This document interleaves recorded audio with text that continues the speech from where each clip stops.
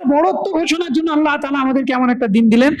আর আমাদেরই তো তারা ভাই, নামে মুসলিম, অজ্ঞাত অবস্থায় হোক বা নিজেদের আবেগকে কাজে লাগিয়ে হোক, ভুল ক্রমে আল্লাহ তাআলার নাফরমানিতে ডুবে গেল।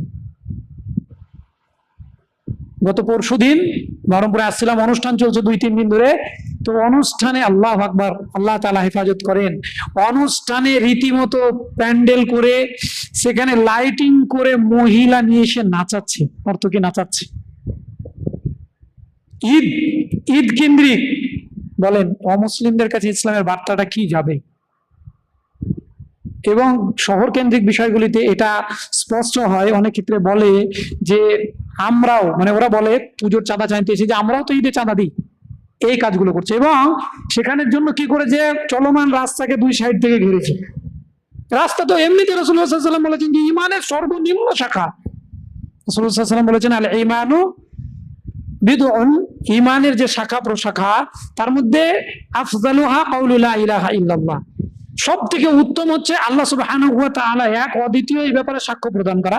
আর ওয়াদনাহা, সব থেকে নিচু মানের ঈমান হচ্ছে ইমাতাতুল আযা আনিত তারিক, রাস্তা থেকে কোনো কষ্টদায়ক বস্তু, মানুষের চলাচলে কষ্ট হচ্ছে, এই বস্তুটাকে সরিয়ে ফেলা। এটা হচ্ছে ঈমানের নিম্ন শাখা। যদি কেউ কষ্টদায়ক বস্তু ফেলে রাখে আর দেখে চলে যায়, না সরায়, তাহলে জানতে হবে যে ঈমানের নিম্ন পর্যায়টা হয়তো এই ব্যক্তির মধ্যে নেই। আর এরা রাস্তাকে বন্ধ করে দিচ্ছে। তো বন্ধ করার জন্য একটু সাইড দিয়ে আসতে হচ্ছে। এসে দেখলাম গলিতে ওই ঈদকে কেন্দ্র করে মুসলমানের বাচ্চা মদের বোতল নিয়ে দাঁড়িয়ে আছে মদ পান করার জন্য। তাহলে আল্লাহ তাআলার সেই দেওয়া আল্লাহ প্রদত্ত সমাজ ব্যবস্থা আর বর্তমান সমাজ ব্যবস্থার বাস্তব চিত্র কেমন আপনি ভাবেন? তো আল্লাহ তাআলা বলেন মুহাম্মদ সাল্লাল্লাহু আলাইহি ওয়াসাল্লামের যারা সঙ্গী সাথী, ওয়াল্লাযীনা মাআহু আশিদ্দাউ আলাল কুফার, আশিদ্দাউ আলাল কুফার, শাদীদ থেকে এটা ইসমুত তাফজিল। আশিদ্দা একেবারে কঠিন। আপনার এলাকায় যেখানে খেলা হচ্ছে ঈদকে কেন্দ্র করে, সেখানে নারী পুরুষের অবাধ মেলামেশা চলছে, ডিজে গান বাজছে, আপনাকে একবারে কঠোরভাবে দমন করার চেষ্টা করতে হবে, না ওই রাস্তা দিয়ে আমি যাব না। মানুষে করছে তো আর কি করব, যাই। শিথিলতা না, আশিদ্দাউ আলাল কুফার, একটু চেষ্টা করেন, আল্লাহ তাআলা সাহায্য করবেন। আর নিজের বাড়িতে তো গান বাজনা বাদ্যযন্ত্র কোনোভাবে প্রভাব ফেলতে পারে না, আল্লাহ প্রদত্ত নিষেধ। আশিদ্দাউ আলাল কুফার, যে কোনো কুফরির ব্যাপারে। পক্ষান্তরে রুহামাউ বাইনাহুম, রুহামাউ বাইনাহুম, দ্বীনের মধ্যে যারা রয়েছে, এই দ্বীনকে প্রতিষ্ঠিত করার জন্য, দ্বীনকে পালন করার জন্য, দ্বীনকে সমাজের মুখে রেখে যাওয়ার জন্য যারা প্রচেষ্টা করছে, তাদের ব্যাপারে আপনাকে দয়াবান হতে হবে। হিংসাত্মক মনোভাব নিয়ে চললে চলবে না। আমাদের সমাজে ওই তো করে, আমাদের সঙ্গে আর কি বলে। যদি ওই ব্যক্তি ভালো কাজ করে, কোরআন এবং সুন্নাহর অনুযায়ী কাজ করে, আপনাকে যদি না বলে দুঃখ নয়, আপনি এগিয়ে চলুন সহযোগিতা করার জন্য। এটাই ছিল সাহাবায়ে কেরামদের নীতি। বলেনি বলে আফসোস করে বাড়িতে বসে থাকবেন, সে জায়গায় যাবেন না, এরকম কোন সুযোগ ইসলাম দেয়নি। কেন? আল্লাহ বলেছেন ওয়া তাআওয়ানু আলাল বিররি ওয়াত তাকওয়া ওয়া লা তাআওয়ানু আলাল ইসমি ওয়াল উদওয়ান। কিন্তু বাস্তব সমাজের চিত্র আপনি দেখেন, যদি আমি কোন সমাজে দায়িত্বশীল হই আর আমি কাজ করছি একটা, আমি কোরআন সুন্নাহ অনুযায়ী একটা কাজ করলাম আলেমদের পরামর্শ নিয়ে, বাকি কাউকে বললাম না, তাহলে এবার যদি কোনো ভাইকে জিজ্ঞাসা করে কি গো কাজ হচ্ছে কোনে, যাচ্ছে না কেন, ওই মানুষ মোশাররফ হোসেন তো ওই একাই সবকিছু করে, আমাদেরকে তো কিছু জানায়ও না। পরামর্শের একটা দায়িত্ব রয়েছে, পরামর্শ করবে, কিন্তু ভালো কাজ যদি হয় তো এটা আল্লাহ তাআলা অর্ডার করেছেন আপনাকে সাহায্য সহযোগিতা করা। ওয়া তাআওয়ানু আলাল বিররি ওয়াত তাকওয়া ওয়া লা তাআওয়ানু আলাল ইসমি ওয়াল উদওয়ান। আর গুনাহের কাজে, সীমা লঙ্ঘন কাজে, বাড়াবাড়ির কাজে কাউকে সাহায্য সহযোগিতা করা যাবে না। কিন্তু ওটাতেই আমরা করি না। একটা সমাজ বিভক্ত হয়ে যাবে, এটা বাড়াবাড়ি নয়। মনে রাখবেন, আকীদা ও আদর্শ ছাড়া সমাজ বিভক্তি করা গুনাহের কাজ। কি ছাড়া? আকীদা ও আদর্শ। ইসলাম যে আদর্শ রেখে গেছে, এই আদর্শ বাস্তবায়ন করছে না কেউ, এবং কোরআন ও সুন্নাহর সঠিক আকীদা পালনের ক্ষেত্রে মানুষকে বাধাগ্রস্ত করছে, তাহলে আপনি সমাজ ব্যবস্থা পরিবর্তন করতে পারেন, নচেত সমাজ ব্যবস্থা পরিবর্তন করা যাবে না। আমরা আবার নতুন করে ভাবছি যে ও নেতৃত্ব দিচ্ছে, ওর কর্তৃত্ব মেনে নিচ্ছে, সবকিছু ভুলে যান। যেতে হবে পরকালে জান্নাত। জান্নাত যাওয়ার জন্য দুনিয়ার ছোটখাটো তুচ্ছ তাচ্ছিল্য বিষয়গুলো, ছোটখাটো তুচ্ছ বিষয়গুলোকে ধরে থাকলে, এগুলো নিয়ে পড়ে থাকলে চলবে না। দয়াবান হতে হবে একে অপরের প্রতি। কেউ কিছু বললে মনোযোগ দিয়ে শুনতে হবে, কেউ কোনো ভালো কাজ করলে তারপরে ঝাঁপিয়ে পড়তে হবে সবাই মিলে। কোরআন এবং সুন্নাহ প্রতিষ্ঠার ক্ষেত্রে আল্লাহ তাআলা সুস্পষ্ট করছেন পবিত্র কোরআনে, ওয়াতাসিমু বিহাবলিল্লাহি জামিআন ওয়া লা তাফাররাকু ওয়াযকুরু নি'মাতাল্লাহি আলাইকুম ইয কুনতুম আ'দাআন ফাআল্লাফা বাইনা কুলুবিকুম ফাআসবাহতুম বিনি'মাতিহি ইখওয়ানা। আল্লাহ বলছেন আল্লাহর এই দ্বীন, এটা হচ্ছে আল্লাহর রাসূল, আল্লাহর দ্বীন কোরআন এবং সুন্নাহ, একে তোমরা একত্রিত হয়ে আঁকড়ে ধরো। বিহাবলিল্লাহি জামিআন ওয়া লা তাফাররাকু, আর তোমরা দলে দলে বিভক্ত হয়ে যাও। ওয়া লা তাফাররাকু, আর স্মরণ করো ওয়াযকুরু নি'মাতাল্লাহ, আল্লাহর সেই নিয়ামতকে। ওয়াযকুরু নি'মাতাল্লাহি আলাইকুম ইয কুনতুম আ'দাআন ফাআল্লাফা বাইনা কুলুবিকুম ফাআসবাহতুম বিনি'মাতিহি ইখওয়ানা। যখন তোমরা হিংসা বিদ্বেষে হৃদয়ের মধ্যে অনেক দূরত্ব তোমরা তৈরি করে ফেলেছিলে, কিন্তু আল্লাহ তাআলার এই নিয়ামত, এই দিন আসার পরে তোমরা এত কাছাকাছি হয়ে গেলে, ইখওয়ানা, একবার ভ্রাতৃত্বের বন্ধনে আবদ্ধ হয়ে গেলে। কেমন ভাই হয়েছিলে? কেমন ভাই হয়েছিলেন? হয়েছিল আমাদের সালাফরা, যে সালাফদের সমাজনীতি একবার দেখেন, যে সালাফদের সমাজ ব্যবস্থা কেমন ছিল। যখন মুহাজিররা যখন হিজরত করে গেলেন মদিনায়, তো মদিনাতে যাওয়ার পরে এইরকম ইতিহাস আপনারা পড়েছেন যে একজন ব্যক্তি বলছে যে আপনি তো হিজরত করে এসেছেন মক্কায়, আপনার সবকিছু কেড়ে নেওয়া হয়েছে, আপনাকে কিছুই দেওয়া হয়নি, আপনি নিঃস্ব হয়ে এসেছেন। তাহলে রাসূলুল্লাহ সাল্লাল্লাহু আলাইহি ওয়াসাল্লাম যখন দাঁড়িয়ে বললেন যে এই ব্যক্তিকে তোমাদের মধ্যে কে ভাই হিসেবে গ্রহণ করবে? একজন দাঁড়িয়ে বললেন আমি। তো বললো যে আমি একে সাহায্য করার জন্য আমার যা জমিন রয়েছে তার অর্ধেক আমি দিয়ে দিলাম, ওনার নামে চাষ করুন, খান। আমার যে ব্যবসা আছে, ব্যবসার অর্ধেক ব্যবসা আমি ওনার নামে করে দিলাম। ভ্রাতৃত্বের বন্ধনটা কেমন হবে এই জায়গাটা একটু বুঝতে পারলে তখনকার সমাজ ব্যবস্থা, আমাদের সমাজ ব্যবস্থা কেন উল্টে গেল, এটা আমরা সহজে বুঝতে পারবো। তারপরে তিনি বলছেন যে আমার দুটো স্ত্রী রয়েছে, আমি সচ্ছল ব্যক্তি, তো উনি তো এখন এসে এখানে স্ত্রীর প্রয়োজন রয়েছে, কারণ তার স্ত্রী সন্তান সবকিছুকেই আটকে দিয়েছে। সুতরাং দুটো স্ত্রীর মধ্যে যেটা ওনার পছন্দ হবে আমি সেটাকে তালাক দেবো, উনি বিয়ে করে নেবেন। হৃদয়ের মধ্যে কতটা সহমর্মিতা থাকলে, কতটা ভালোবাসা থাকলে এই কাজ করতে পারা যায়, চিন্তা করেন। সুতরাং সমাজ ব্যবস্থা পরিচালনা করার জন্য কেউ একটি কাজ করছে, সেই কাজটি যদি ভালো কাজ হয় আপনার ঝাঁপিয়ে পড়াই উচিত, বিরোধিতা করা নয়। কোরআন ও সুন্নাহর কাজ যদি হয় তাহলে আপনাকে এগিয়ে আসতে হবে। আল্লাহ তাআলা বলছেন যে সাহাবায়ে কেরাম রাদিয়াল্লাহু আনহুম আজমাইন, এরা সব সময় কার সঙ্গে থাকতেন?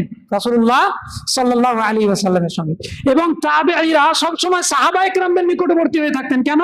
যে এদের কাছ থেকে রাসূলুল্লাহ সাল্লাল্লাহু আলাইহি ওয়াসাল্লামের চরিত্র, রাসূলের আদর্শ, সুন্নাহ এগুলো বেশি বেশি করে পাওয়া যাবে, এবং সেইভাবে তিনি কালেক্ট করতেন। তো আল্লাহ তাআলা পবিত্র কোরআনে আমাদের কারা সঙ্গী হবে, এই যে সমাজ ব্যবস্থা আমাদের যে চলছে, সমাজনীতি আমরা চালাচ্ছি, এতে আমাদের সঙ্গী কারা হবে আল্লাহ তাআলা পবিত্র কোরআন সূরা কাহাফের আল্লাহ রাব্বুল আলামিন 28 নম্বর আয়াতে বলছেন যে ওয়াসবির নাফসাকা মা'আল্লাযীনা ইয়াদউনা রাব্বাহুম বিল গাদাওয়াতি ওয়াল আসি ইউরিদুনা লিওয়াজহা। আল্লাহ বলছেন তুমি এই বিষয়ের উপরে ধৈর্য ধারণ করো, বা এই বিষয়ের উপরে তুমি ধৈর্য অবিচল থাকো। কোনটি? যে নাফসাকা, তুমি নিজেকে, মা'আল্লাযীনা, তাদের সঙ্গে রাখো, ইয়াদউনা, যারা আহ্বান করে, ডাকে, রাব্বাহুম, তাদের রবকে, বিল গাদাওয়াতি ওয়াল আসি, সকাল এবং সন্ধ্যা। সকাল এবং সন্ধ্যা কি করে? তাদের রবকে ডাকে।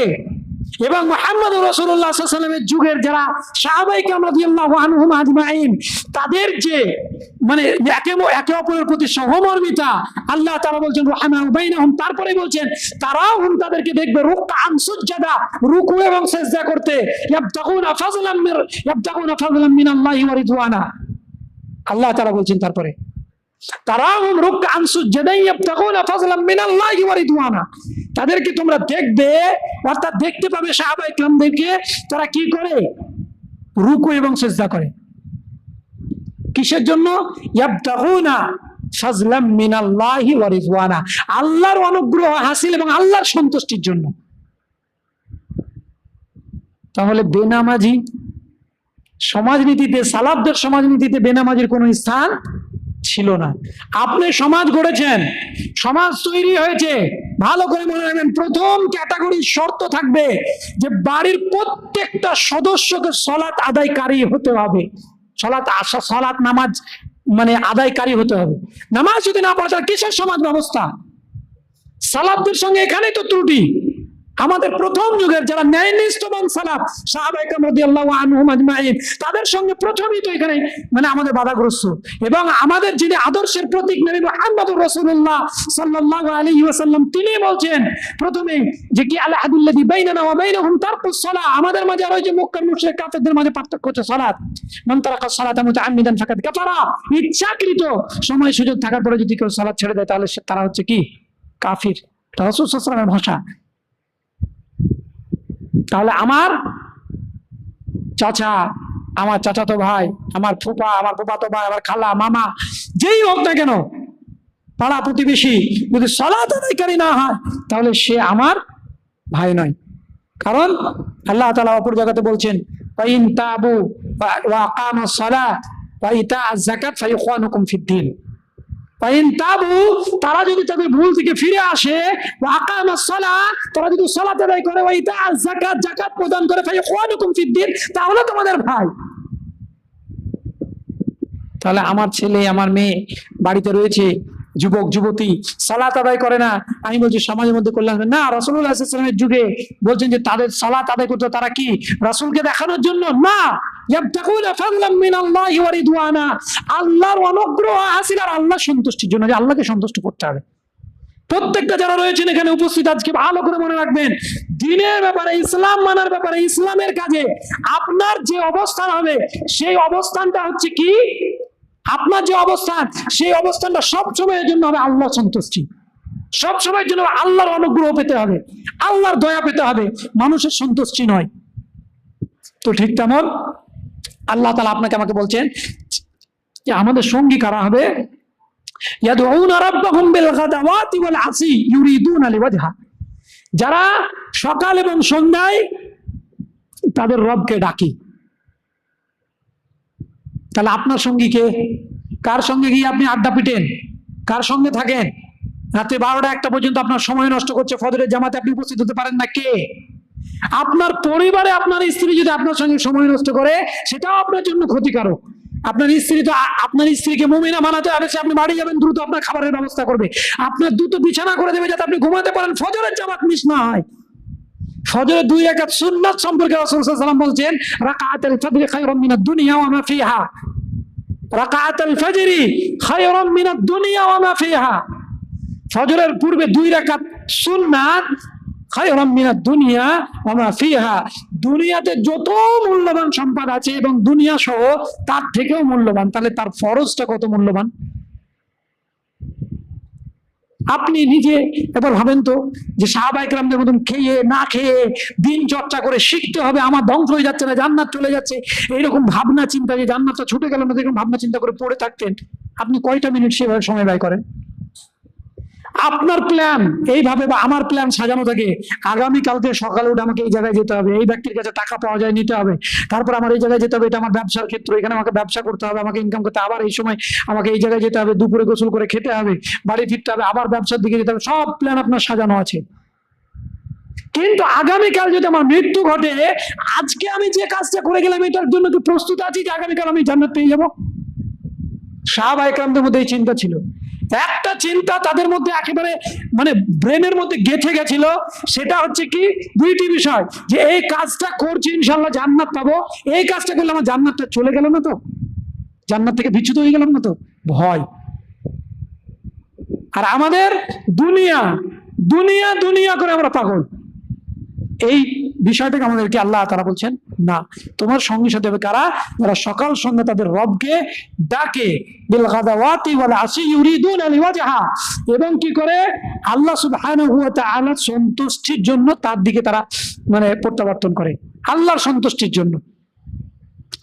আর কি, ওয়ালা তা'দু আইনাকা আনহুম তুরিদু যিনাতাল হায়াতুদ দুনিয়া ওয়ালা তুতি' মান আগফালনা কলবাহু আন যিকরিনা ওয়াত্তাবা হাওয়াহু ওয়া কানা আমরুহু ফুরুতা। আর কাদেরকে সঙ্গী বানানো যাবে না আল্লাহ তাআলা বলছেন। এবং দুনিয়ার জীবনের যারা সৌন্দর্য কামনা করে, দুনিয়ার স্ট্যাটাস বজায় রাখে, আখিরাত ভুলে যায়, রমাজান মাস চলে যাওয়ার পরে জামাতে সালাত আদায় করার যাবে চিন্তা চেতনা নাই, রমাজান চলে যাওয়ার পরে এই শাওয়াল মাস এসেছে, তার যে একটা করণীয় আছে, ইবাদত আছে, সেদিকে ভ্রুক্ষেপ না করে রমাজানের পরে ঈদ আসা মাত্র নিজেদের নীতি নৈতিকতা ভুলে গিয়ে, ইসলাম ভুলে গিয়ে বিজাতীয়দের মতবাদকে ক্রয় করে যারা সমাজ ও সোসাইটির মধ্যে বসবাস করে, কোশ্চিনকালে সালাফদের সমাজনীতির উপরে তারা অবস্থান করেনি, তারা সালাফদের অনুসরণ করেনি। আল্লাহ তাআলা বরঞ্চ বলছেন তাদের দিক থেকে তোমার দুই চোখ ঘুরিয়ে রাখো, তাদের দিকে যেন চোখ না যায়।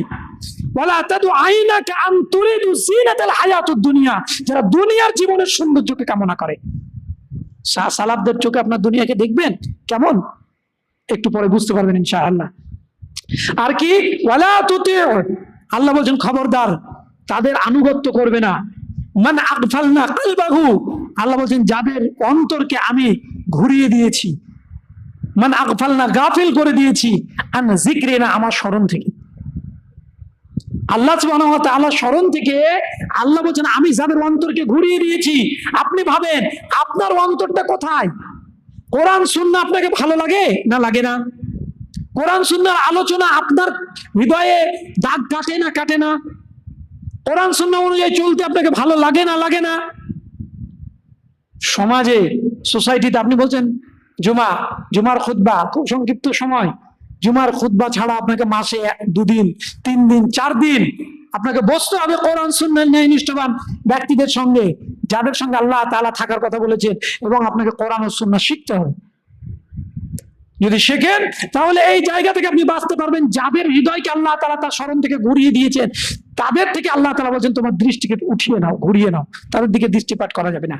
দেখলেন না, ওয়াত্তাবা হাওয়াহু, আর তারা কি করে? মনের অনুসরণ করে, হাওয়া প্রবৃত্তির অনুসরণ করে।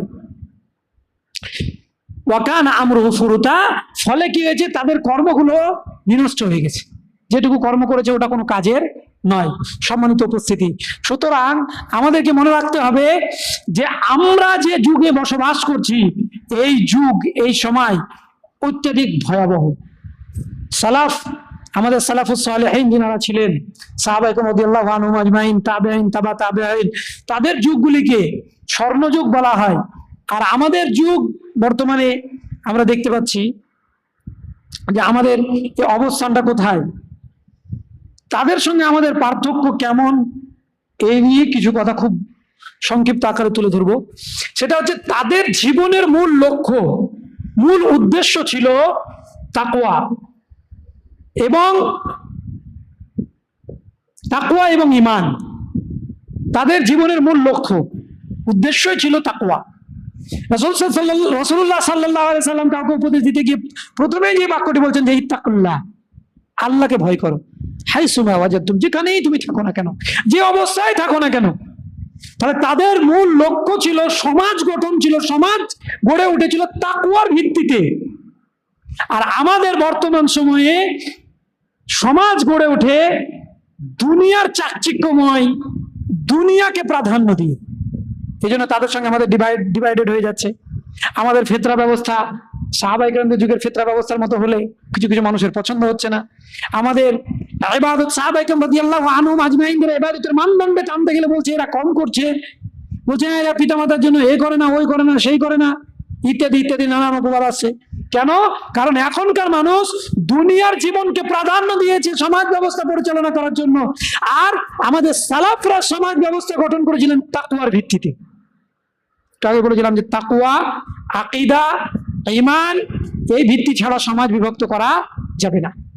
সম্মানিত উপস্থিতি, তাকওয়ার লেভেলে যদি আমরা চলতে পারি তাহলে আল্লাহ তাআলা তার গুরুত্ব দিয়েছেন। কয়েকটি দলিল সহ আপনাদের সামনে উপস্থাপন করি। আল্লাহ তাআলা বলছেন তাকওয়ার মানদণ্ডে অনেকগুলো কথা আপনাদের এখানে আলোচনা করেছি জুমার খুতবায়।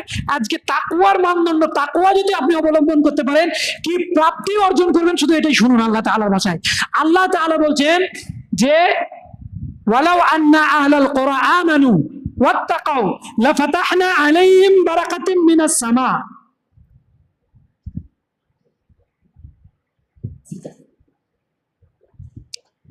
আল্লাহ তাআলা বলছেন যে যদি তারা ওয়ালাউ আন্না, যদি তারা আহলাল কুরা আমানু, ঈমান নিয়ে আসতো, ওয়াত্তাকাও, তাকওয়া অবলম্বন করতো। তাকওয়া মানে আল্লাহকে ভয় করা, সদা সর্বদা আল্লাহর ভয়, আপনার ভীতি আল্লাহর আপনার হৃদয়ের মধ্যে থাকবে সব সময়ের জন্য। এই তাকওয়া যদি অবলম্বন করা যায়, তাহলে আপনি কি পাবেন? এটা পাবেন, এই বিশ্বাসটার নাম হচ্ছে ঈমান।